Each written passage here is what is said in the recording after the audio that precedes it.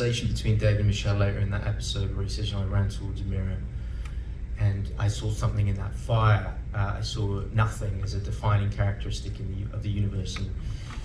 Dennis and I had so many conversations about that line because I was like, this guy's an oaf. Why is he saying this incredibly articulate? Dennis, it sounds like you've written something brilliant,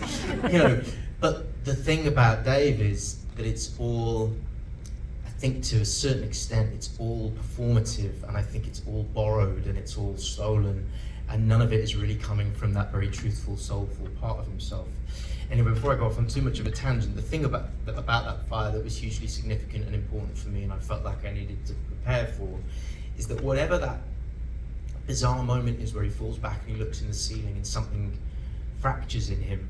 trying to pin this guy down about what that moment is useless, because he retains the mystery always. But for me, it was about kind of knowing resolutely what is happening for Dave in that moment, and it's something to do with the origin of this malady he has, this existential crisis he has, and I could talk endlessly about what that is, but the preparation, more than about kind of being safe in a fire or knowing what to do in a fire, it was about, okay, what is the genesis of this fundamentally, tragically, destructively broken character?